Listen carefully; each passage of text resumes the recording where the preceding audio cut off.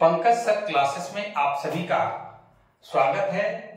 हम लोग वर्ग दशम के भौतिकी विषय के तीसरा चैप्टर मानव नेत्र, वायुमंडलीय अपवर्तन और वर्ण विक्षेपण चैप्टर पढ़ रहे हैं। मैं सबसे पहले उन लोगों से गुजारिश करना चाहूंगा कि जिन्होंने अब तक इस चैनल को सब्सक्राइब नहीं किया है, सब्सक्राइब कर लें और वीडियो अगर अच्छा लगे तो लाइक और शेयर जरूर करेंगे।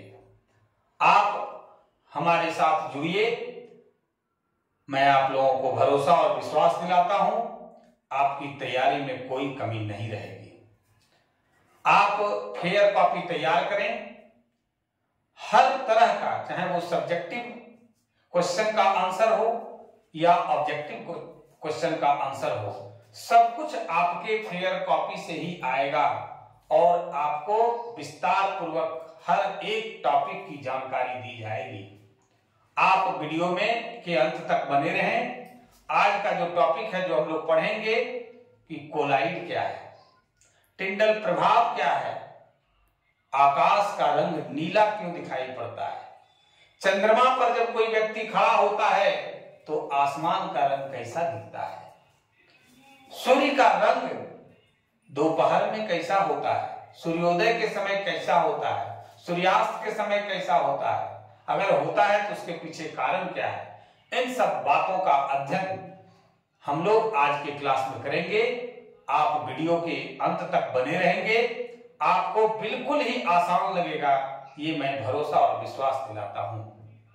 आइए अब आइए कि हम लोग बहुत ही इंपॉर्टेंट टॉपिक है कि कोलाइड क्या है, what is meant by collide. आखिर कोलाइड है क्या? तो कोलाइड किसी माध्यम में छोटे छोटे कणों के निलंबन को अंग्रेजी में सस्पेंशन कहते हैं, को कोलाइड कहते हैं। निलंबन के विषय में जरा और हम लोग जानेंगे। निलंबन का मतलब होता है डूबना, डूबा रहना।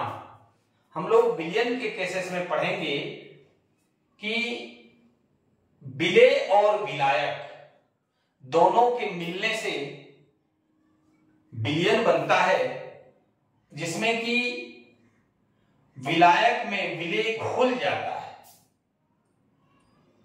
लेकिन यहां पर घुलता नहीं है बल्कि डूबता है, डूबा रहता है। किसी माध्यम में छोटे छोटे कणों के निलंबन, डूबने को, सस्पेंशन को कोलाइड कहते हैं। अब देखिए उदाहरण में कि कोलाइड है कौन कौन सा, तो हम लोग जानेंगे दूध कोलाइड है, धुआं कोलाइड है, कुहासा और धुंध कोलाइड है। क्यों? तो दूध एक कोलाइड है जिसमें छोटे छोटे वसा के कण, फैट के कण किसमें निलंबित रहते हैं? जल में निलंबित रहते हैं। यहां जल जो है वो माध्यम हुआ और जल और वसा मिलकर के दूध बनाया। किसी माध्यम में जो हमने लिखा, तो यहां पर माध्यम जल हुआ और जल में छोटे छोटे कण निलंबित रहते हैं, तो यहाँ वसा के कण निलंबित हैं, इसमें डूबे हुए हैं, इसलिए दूध एक कोलाइड है। दूसरा उदाहरण है, एक कोलाइड है जिसमें राख के कण हवा में निलंबित रहते हैं। माध्यम इसमें क्या हो गया? हवा। कौन निलंबित रहता है? राख। इसलिए धुआं भी एक क्या है? कोलाइड है। धुआं क्या है? एक कोलाइड है। इसके बाद है कुहासा और धुंध, ये भी दोनों क्या है?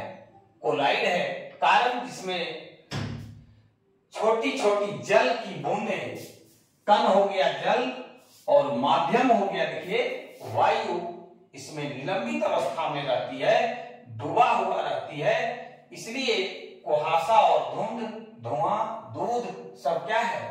कोलाइड के उदाहरण हैं। यहां से आपको ऑब्जेक्टिव भी हो सकता है हमारा विशेष ध्यान ऑब्जेक्टिव पर रहता है, लेकिन सब्जेक्टिव को भी हम छोड़ नहीं सकते हैं, कारण सब्जेक्टिव भी आपका 50% रहेगा।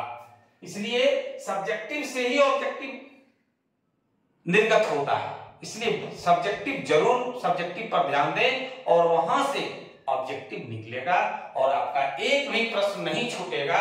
ये बार बार हम आपको भरोसा दिलाते हैं। आप चैनल से जुड़े रहिए। अगर चैनल को सब्सक्राइब नहीं किए हैं तो सब्सक्राइब कीजिए। तो हम लोगों ने देखा कोलाइड क्या है। कोलाइड के उदाहरण दूध, धुआं, कुहासा और धुंध। आपसे पूछा जा सकता है कि निम्नलिखित में से कौन कोलाइड है, तो उसका उदाहरण आप याद रखिएगा, दूध, धुआं, कुहासा और धुंध। अगर आप देखेंगे ये है तो आप उसमें टिक लगाएंगे। आगे है कि टिंडल प्रभाव क्या है, टिंडल इफेक्ट क्या है। आइए, ये कोलाइड से ही रिलेटेड है, इसलिए हमने पहले कोलाइड को बताया। तो किसी कोलाइडी विलयन में निलंबित कणों से प्रकाश के प्रकीर्णन को टिंडल प्रभाव कहा जाता है। इसका देखेंगे, कोई बंद कमरा है और उस कमरे के द्वारा, कमरे में कहीं छेद है, वेंटिलेटर हो या खिड़की में ही कहीं थोड़ा बहुत गैपिंग हो, तो अंधेरे कमरे में देखेंगे कि वेंटिलेटर से या कोई छिद्र है उससे प्रकाश की किरणें प्रवेश होती है और एक लगता है कि बम्बू की तरह, बांस की तरह या पाइप की तरह उसमें जो है धूल कण तैरते हुए नजर आता है। उसी को हम लोग टिंडल प्रभाव कहते हैं। यानी किसी कोलाइडी विलयन में, कोलाइडी विलयन आपका दूध, धुआं, कुहासा, धुंध, तो किसी कोलाइडी विलयन में निलंबित कणों से, जो कण उसमें निलंबित हैं, जो कण उसमें डूबे हुए हैं, उस कण पर प्रकाश की किरणें पड़ करके और प्रकीर्णित होती है। इसी घटना को, प्रकाश के प्रकीर्णन होने की घटना को टिंडल प्रभाव कहा जाता है। हाँ, अब जो है हम लोग बहुत ही इंपॉर्टेंट टॉपिक है उसको देखेंगे कि आकाश का रंग नीला प्रतीत होता है या नीला दिखाई पड़ता है, क्यों? हम लोग देखते हैं आसमान की तरफ तो हमें कैसा दिखाई पड़ता है? नीला दिखाई पड़ता है, ब्लू दिखाई पड़ता है। आखिर इसका क्या कारण है? सूर्य प्रकाश में 7 रंग है और 7 रंग नहीं दिख करके उसमें से नीला ही दिखाई पड़ता है। आखिर क्या बात है? तो आइए समझें हम लोग, जरा ध्यान देंगे, वीडियो के अंत तक बने रहेंगे। यहां पर आपका ऑब्जेक्टिव सब्जेक्टिव सब है। तो सूर्य प्रकाश जब वायुमंडल से होकर गुजरता है तो वायुमंडल के गैसों के अणुओं, पानी की बूंदों, धूल कणों आदि से प्रकीर्णन होता है, स्कैटरिंग ऑफ लाइट होता है, कण पर पड़कर वह छितरा जाता है, फैल जाता है, जिसके कारण क्या होता है? इनमें से सबसे सूक्ष्म कण गैस के अणु होते हैं। क्या होता है? इनमें सबसे सूक्ष्म, सबसे छोटा गैस के अणु होते हैं, जो नीले रंग को अधिक प्रकीर्णित करता है, अधिक स्कैटर्ड करता है, अधिक उसको छितराता है। कौन सा कलर को? 7 कलर में सिर्फ और सिर्फ नीले कलर को सबसे ज्यादा प्रकीर्णित करता है, सबसे ज्यादा स्कैटर्ड करता है, सबसे ज्यादा छितराता है। और यही प्रकीर्णित प्रकाश हमारी आंखों तक पहुंचता है, इसलिए हमें आकाश नीला रंग का दिखाई पड़ता है। अगर नीला की जगह हरा रंग अगर प्रकीर्णित होता तो हमें हरा दिखाई पड़ता, लेकिन नीला रंग गैस के अणु जो बहुत सूक्ष्म होते हैं और उसके द्वारा नीला रंग को सबसे अधिक प्रकीर्णित किया जाता है, सबसे अधिक स्कैटर्ड किया जाता है, सबसे अधिक छितराया जाता है, फैलाया जाता है, इसलिए हमें आकाश नीला रंग दिखाई पड़ता है। अब आपसे यहाँ एक ऑब्जेक्टिव पूछेगा एक शब्द में कि आकाश का रंग नीला दिखाई पड़ता है, किसके कारण? प्रकाश का प्रकीर्णन के कारण, प्रकाश का अपवर्तन के कारण, प्रकाश का परावर्तन के कारण, या इनमें से कोई नहीं। आपका क्या जवाब होगा? प्रकाश का प्रकीर्णन के कारण।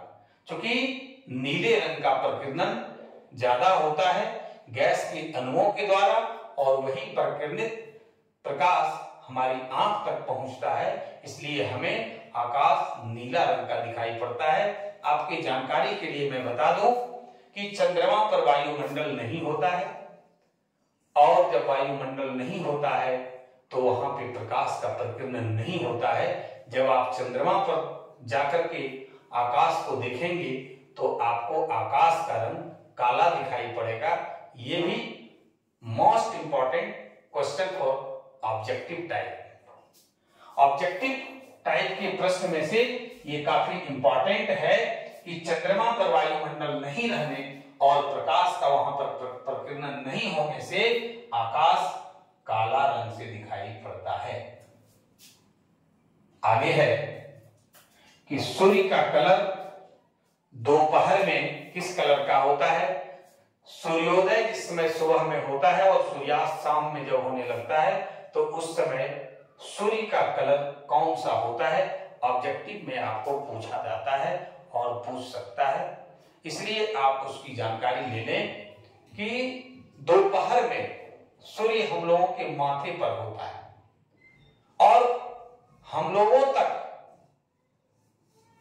प्रकाश की किरणें को आने में सबसे कम समय लगता है, कम दूरी तय करना पड़ता है, कम जो है वो प्रकाश का प्रकीर्णन होता है। इसलिए दोपहर में सूर्य का जो वास्तविक रंग है श्वेत उजला, वो हम लोगों को दिखाई पड़ती है, जबकि सूर्योदय और सूर्यास्त के समय बहुत अधिक दूरी तय करके प्रकाश की किरणें हम लोगों तक आती है और बीच में वायुमंडल के कण और सब कणों के द्वारा अधिक मात्रा में प्रकाश का प्रकीर्णन होता है, जिस वजह से हमें सूर्योदय और सूर्यास्त के समय सूर्य का रंग लाल दिखाई पड़ता है। हमने लिख भी दिया, हम लिख करके इसलिए आपको बताते हैं कि आप इसको फेयर कॉपी तैयार कर लें और प्रॉपर वे में आपकी तैयारी हो।